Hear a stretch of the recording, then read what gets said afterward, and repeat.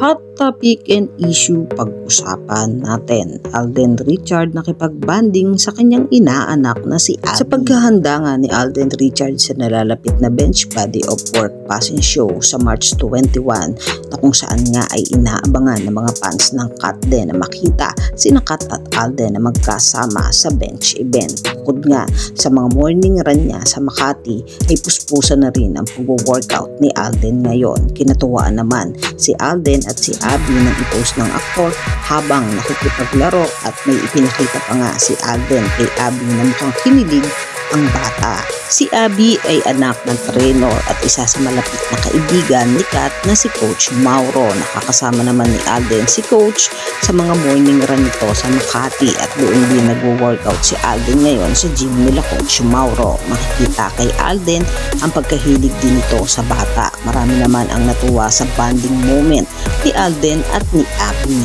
Samantalang nagpasalamat naman si Kat at Alden at ang buong team ng pelikula nilang Hello Love Again na muling maglabas ito ng official gross update para sa pelikula na kumita ng 1.6 billion at matapos din itong ipalabas noong February 13 na nanatili itong number 1 sa Netflix. Ang pelikula nilang Hello Love Again ang highest gross Filipino film ngayon. Pelikulang Hello Love Again ay collaboration ng GMA at ABS-CBN at ng Star Cinema kaya naman mahiling ng mga fans ng Kat din na sana ay magkaroon muli ng pelikula sina Kat at Alden. Kayo mga katambalan, ano ang masasabi nyo? Mag-comment lang sa comment section at pag-usapan natin. Yan, ang mga hot topic and issue dito lamang sa Tambalang JK.